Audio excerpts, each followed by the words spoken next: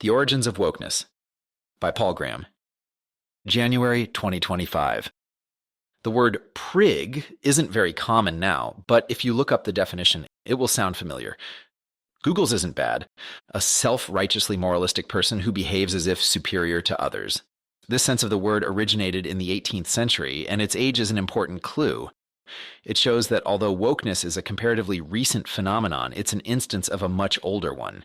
There's a certain kind of person who's attracted to a shallow, exacting kind of moral purity, and who demonstrates his purity by attacking anyone who breaks the rules. Every society has these people. All that changes is the rules they enforce. In Victorian England, it was Christian virtue. In Stalin's Russia, it was orthodox Marxism-Leninism. For the woke, it's social justice.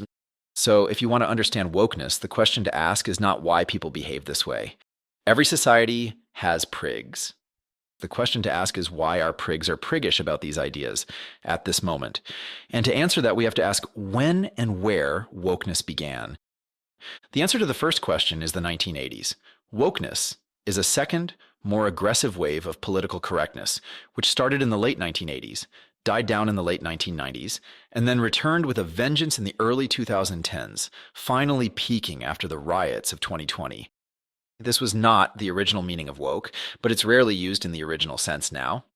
Now, the pejorative sense is the dominant one. What does it mean now? I've often been asked to define both wokeness and political correctness by people who think they're meaningless labels, so I will. They both have the same definition. An aggressively performative focus on social justice. In other words, it's people being prigs about social justice. And that's the real problem. The performativeness, not the social justice. Racism, for example, is a genuine problem. Not a problem on the scale that the woke believe it to be, but a genuine one. I don't think any reasonable person would deny that. The problem with political correctness was not that it focused on marginalized groups, but the shallow, aggressive way in which it did so. Instead of going out into the world and quietly helping members of marginalized groups, the politically correct focused on getting people in trouble for using the wrong words to talk about them. As for where political correctness began, if you think about it, you probably already know the answer. Did it begin outside universities and spread to them from this external source? Obviously not. It has always been most extreme in universities. So where in universities did it begin? Did it begin in math or the hard sciences or engineering and spread from there to the humanities and social sciences? Those are amusing images, but no.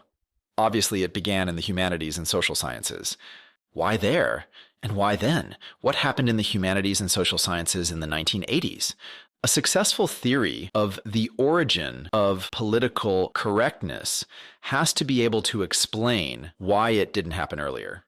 Why didn't it happen during the protest movements of the 1960s, for example? They were concerned with much the same issues. The reason the student protests of the 1960s didn't lead to political correctness was precisely that. They were student movements. They didn't have any real power. The students may have been talking a lot about women's liberation and black power, but it was not what they were being taught in their classes. Not yet. But in the early 1970s, the student protesters of the 1960s began to finish their dissertations and get hired as professors.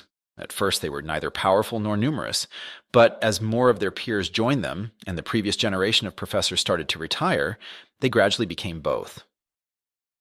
The reason political correctness began in the humanities and social sciences was that these fields offered more scope for the injection of politics.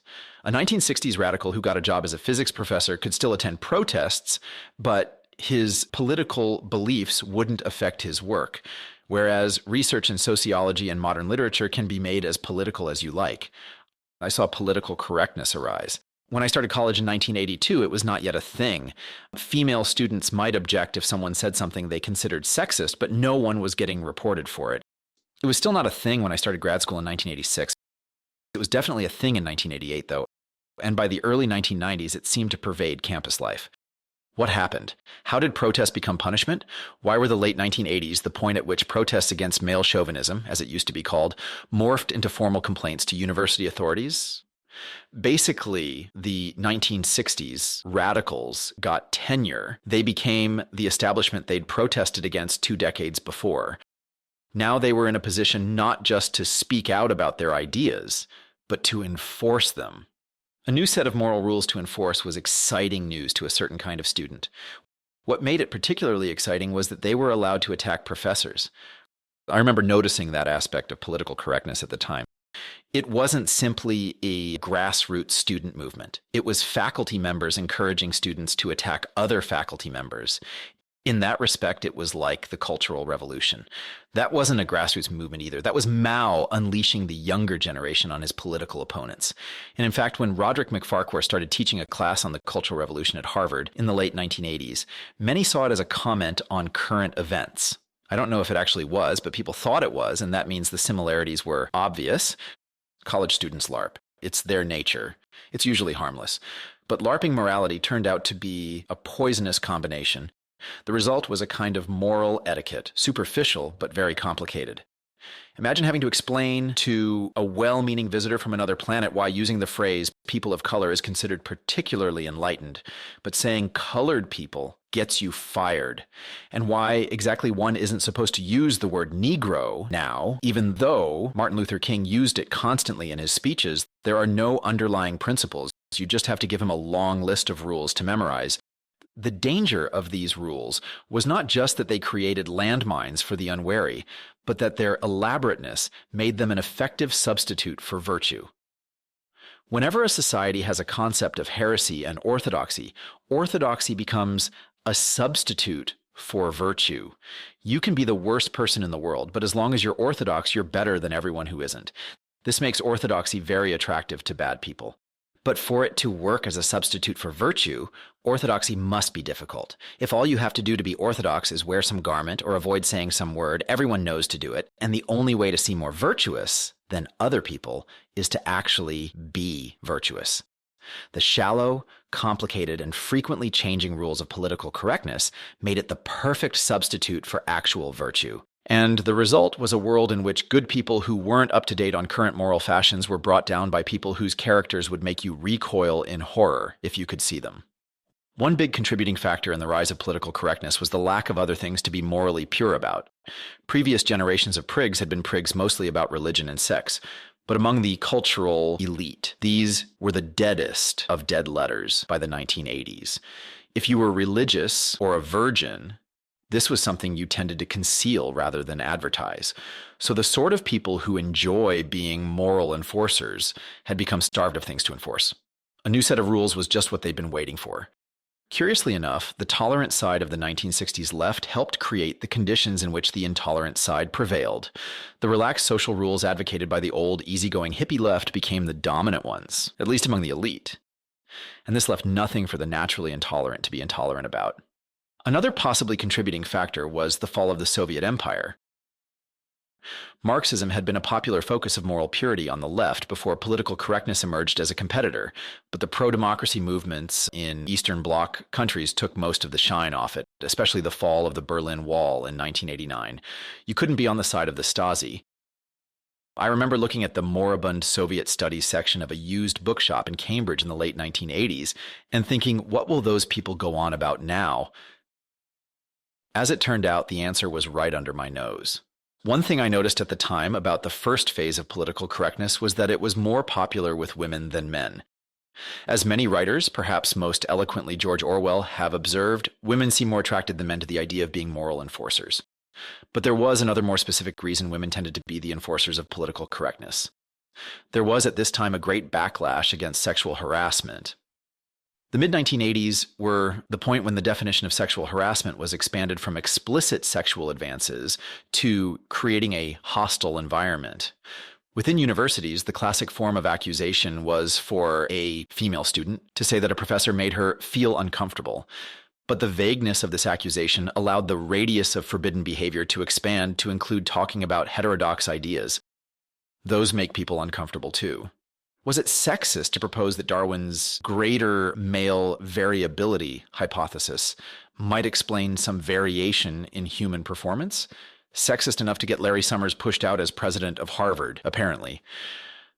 One woman who heard the talk in which he mentioned this idea said it made her feel physically ill and that she had to leave halfway through.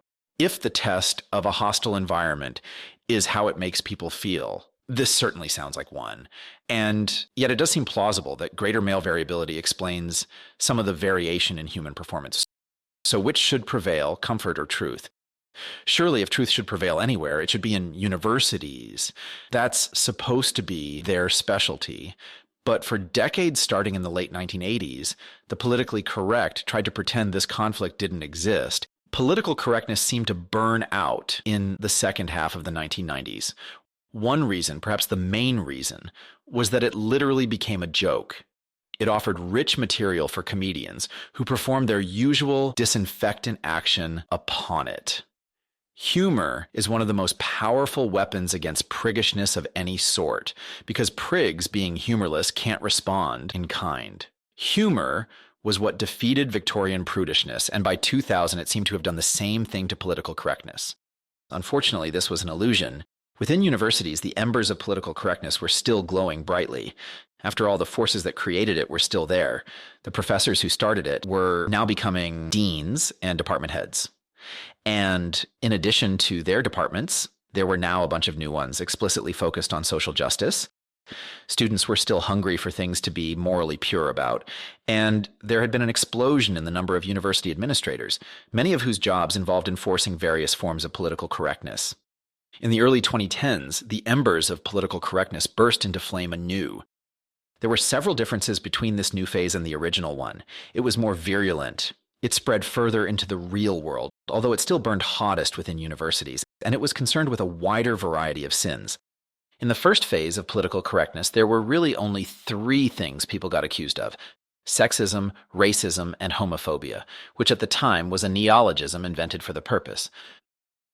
But between then and 2010, a lot of people had spent a lot of time trying to invent new kinds of isms and phobias and seeing which could be made to stick. The second phase was, in multiple senses, political correctness metastasized. Why did it happen when it did?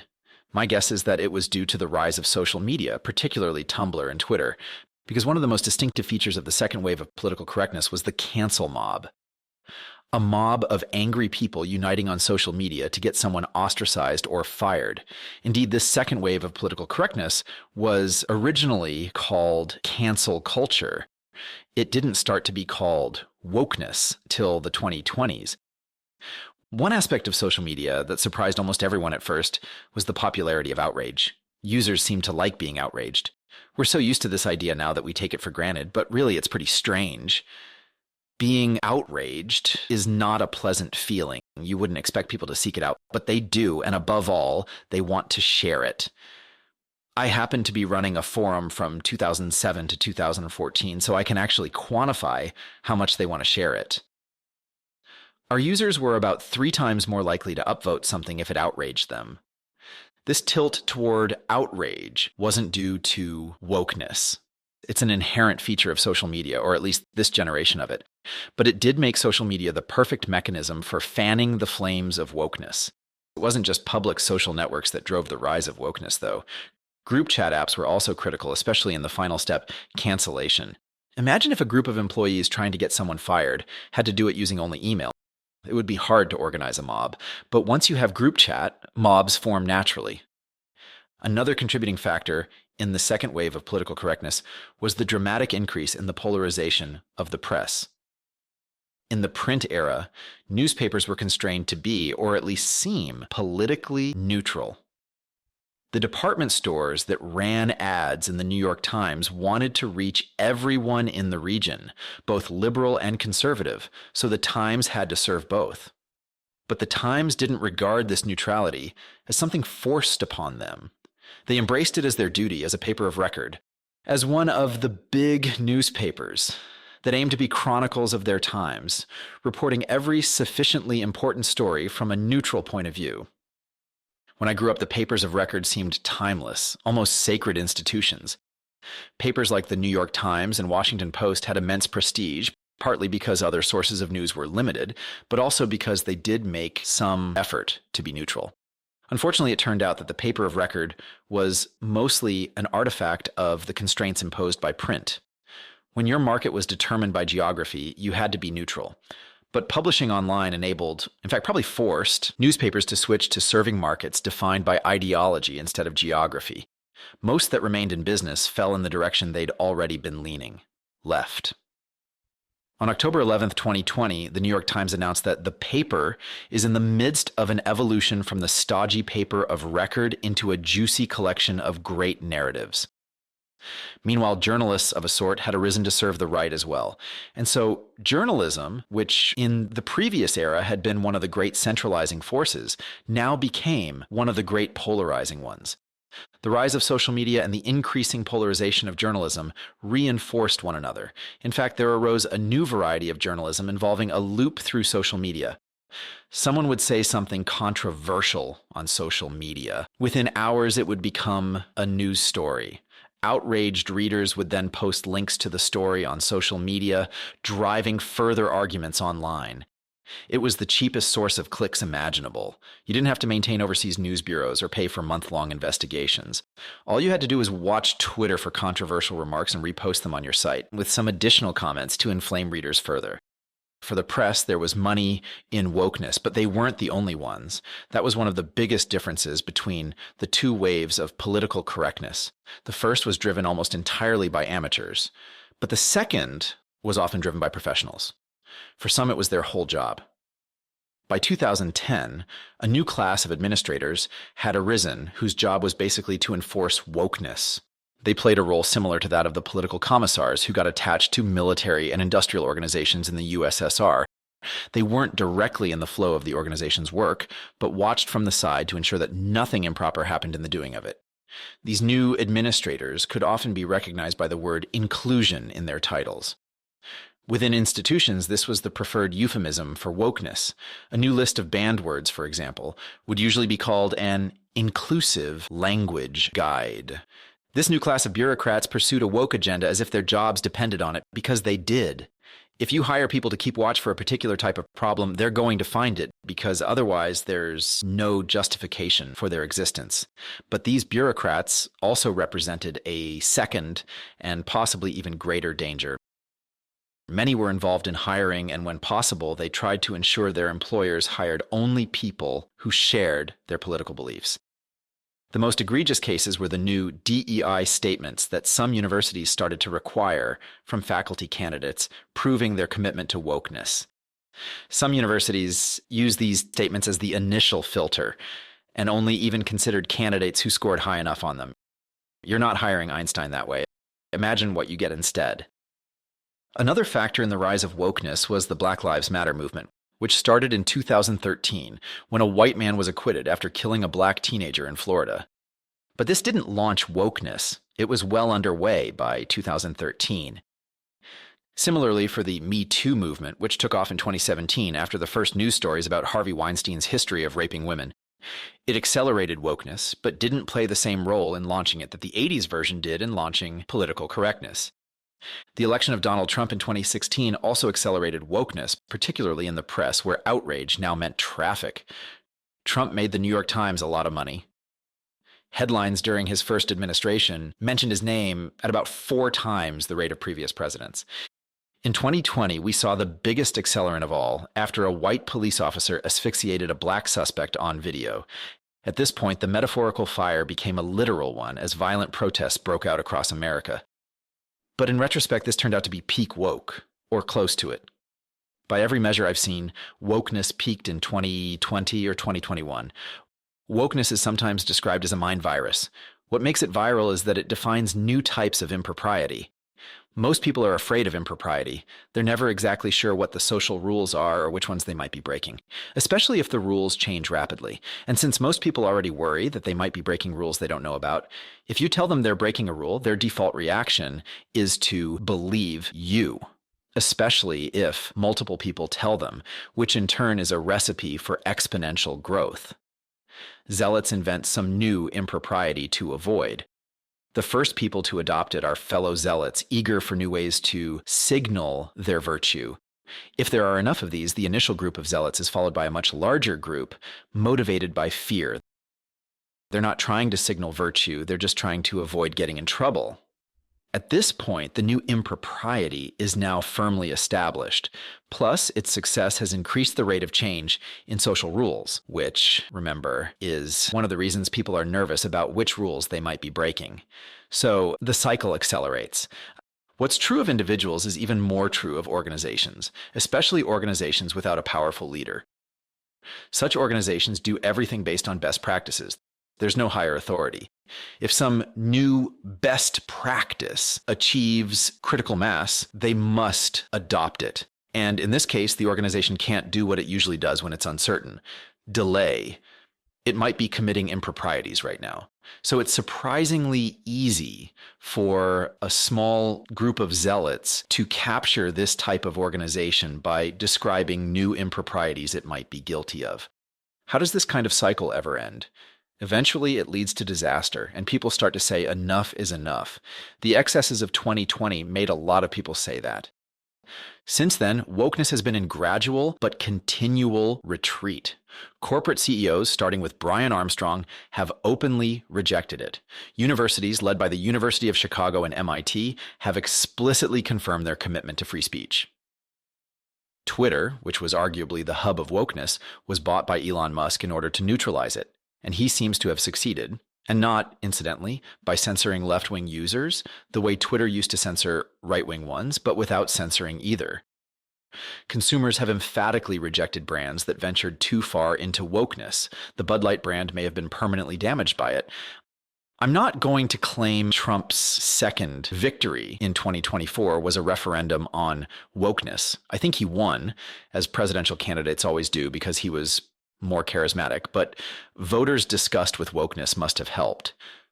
So what do we do now? Wokeness is already in retreat. Obviously, we should help it along. What's the best way to do that? And more importantly, how do we avoid a third outbreak? After all, it seemed to be dead once, but came back worse than ever. In fact, there's an even more ambitious goal. Is there a way to prevent any similar outbreak of aggressively performative moralism in the future? Not just a third outbreak of political correctness, but the next thing like it, because there will be a next thing. Prigs are prigs by nature. They need rules to obey and enforce, and now that Darwin has cut off their traditional supply of rules, they're constantly hungry for new ones. All they need is someone to meet them halfway by defining a new way to be morally pure, and we'll see the same phenomenon again. Let's start with the easier problem. Is there a simple, principled way to deal with wokeness? I think there is. To use the customs we already have for dealing with religion. Wokeness is effectively a religion, just with God replaced by protected classes. It's not even the first religion of this kind. Marxism had a similar form, with God replaced by the masses, and we already have well-established customs for dealing with religion within organizations. You can express your own religious identity and explain your beliefs, but you can't call your coworkers infidels if they disagree, or try to ban them from saying things that contradict its doctrines, or insist that the organization adopt yours as its official religion. If we're not sure what to do about any particular manifestation of wokeness, imagine we were dealing with some other religion, like Christianity. Should we have people within organizations whose jobs are to enforce woke orthodoxy? No, because we wouldn't have people whose jobs were to enforce Christian orthodoxy. Should we censor writers or scientists whose work contradicts woke doctrines? No, because we wouldn't do this to people whose work contradicted Christian teachings. Should job candidates be required to write DEI statements? Of course not. Imagine an employer requiring proof of one's religious beliefs. Should students and employees have to participate in woke indoctrination sessions in which they're required to answer questions about their beliefs to ensure compliance? No, because we wouldn't dream of catechizing people in this way about their religion. One shouldn't feel bad about not wanting to watch woke movies any more than one would feel bad about not wanting to listen to Christian rock. In my 20s, I drove across America several times listening to local radio stations. Occasionally, I'd turn the dial and hear some new song, but the moment anyone mentioned Jesus, I'd turn the dial again. Even the tiniest bit of being preached to was enough to make me lose interest. But by the same token, we should not automatically reject everything the woke believe. I'm not a Christian, but I can see that many Christian principles are good ones. It would be a mistake to discard them all just because one didn't share the religion that espoused them. It would be the sort of thing a religious zealot would do. If we have genuine pluralism, I think we'll be safe from future outbreaks of woke intolerance. Wokeness itself won't go away. There will, for the foreseeable future, continue to be pockets of woke zealots inventing new moral fashions. The key is not to let them treat their fashions as normative. They can change what their coreligionists are allowed to say every few months if they like, but they mustn't be allowed to change what we're allowed to say. The more general problem, how to prevent similar outbreaks of aggressively performative moralism, is of course harder. Here we're up against human nature. There will always be prigs, and in particular, there will always be the enforcers among them, the aggressively conventional-minded. These people are born that way. Every society has them. So the best we can do is to keep them bottled up. The aggressively conventional-minded aren't always on the rampage. Usually they just enforce whatever random rules are nearest to hand. They only become dangerous when some new ideology gets a lot of them pointed in the same direction at once. That's what happened during the Cultural Revolution, and to a lesser extent, thank God, in the 2 waves of political correctness we've experienced. We can't get rid of the aggressively conventional-minded, and we couldn't prevent people from creating new ideologies that appealed to them, even if we wanted to. So if we want to keep them bottled up, we have to do it one step downstream. Fortunately, when the aggressively conventional-minded go on the rampage, they always do one thing that gives them away. They define new heresies to punish people for. So the best way to protect ourselves from future outbreaks of things like wokeness is to have powerful antibodies against the concept of heresy. We should have a conscious bias against defining new forms of heresy. Whenever anyone tries to ban saying something that we'd previously been able to say, our initial assumption should be that they're wrong. Only our initial assumption, of course. If they can prove we should stop saying it, then we should. But the burden of proof is on them. In liberal democracies, people trying to prevent something from being said will usually claim they're not merely engaging in censorship, but trying to prevent some form of harm. And maybe they're right. But once again, the burden of proof is on them. It's not enough to claim harm. They have to prove it. As long as the aggressively conventional-minded continue to give themselves away by banning heresies, we'll always be able to notice when they become aligned behind some new ideology. And if we always fight back at that point, with any luck, we can stop them in their tracks. The number of true things we can't say should not increase. If it does, something is wrong.